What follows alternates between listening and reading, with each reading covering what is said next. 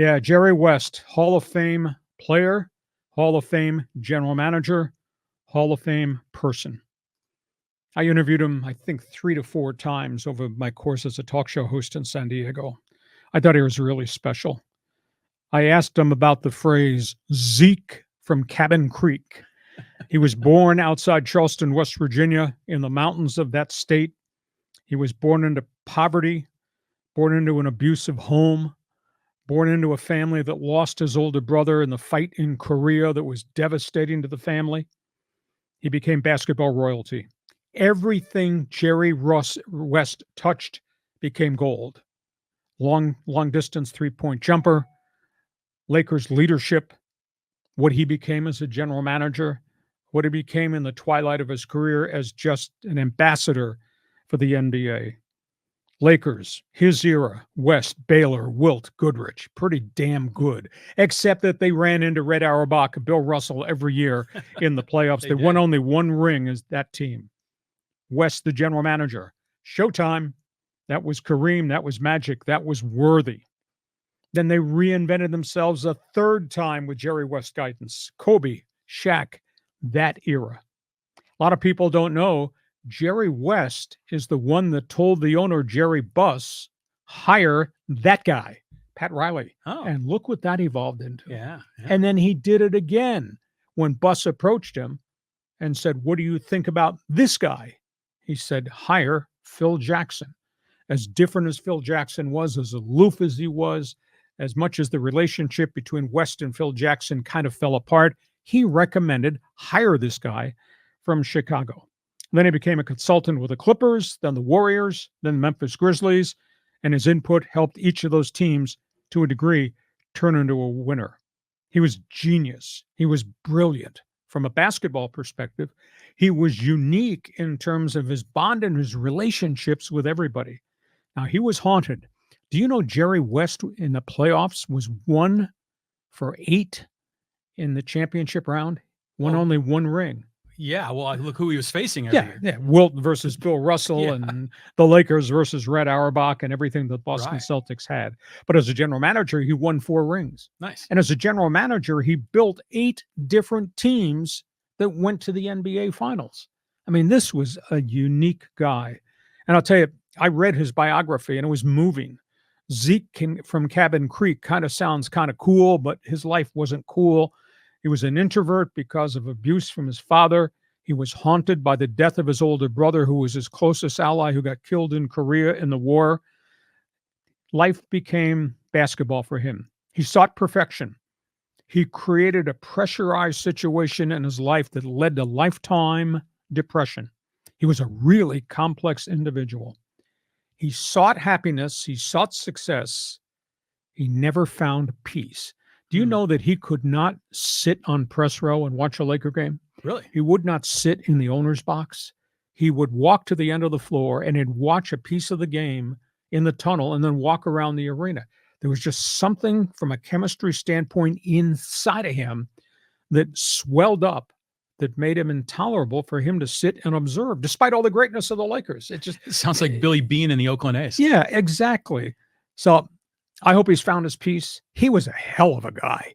And I liked him because he always had time for us. And I mean, there was always a media crush around Jerry West, and he made time. Or if I was up there when I was doing talk shows based out of LA, and I'd go to Laker games, and I'd go in at halftime, and I'd see him in the tunnel and just say hi, and we'd talk for a little bit, just about whatever was on his mind, my mind, whatever.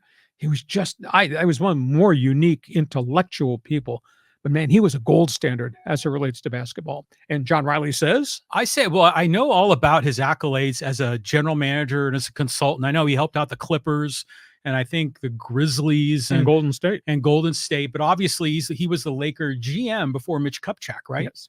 Okay, but the part of Jerry West that I don't know about is that he had retired from the NBA before I became an avid fan. And you hear the logo, you see some of the stats, but describe for me what kind of a player was Jerry West, and is there any modern day player that's similar? He was a gamer. He was Mr. Clutch, but he was surrounded by great talent. Yes, he did average 27 points a game in the course of his career, but he had Wilt, and he had the McAdoos of the world and the Gail Goodriches of the world. I mean, he really had good people around him. Elgin Baylor. Elgin Baylor, exactly. He called Baylor the best player I ever played with. There's a lot of good players he played against, like Oscar Robertson, et cetera, and that whole entourage from Boston. But he was a shooter, but he was very unselfish. I just think he was a complete basketball player. Nobody gives him credit for being on the all-time NBA defensive team. Really? That guy stuck his nose in his head, chronic broken nose, because he always got hit in the face by elbows trying to bust through screens and make stops and go for rebounds. Complete basketball player. Granted, different era. It's not the Magic Bird era. It's not the Michael Jordan era.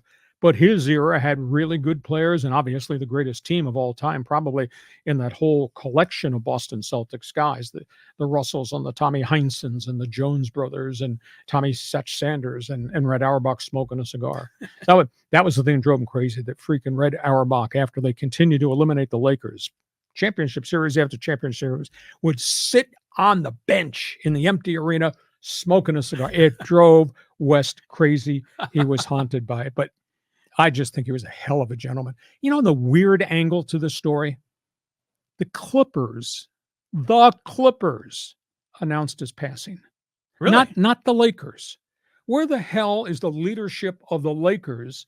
There's a statue outside the arena for Jerry West, and they didn't announce his passing. It came from the Clippers. Now, I think the divorce between the Lakers and the Lakers and Jerry West was kind of harsh and kind of tough.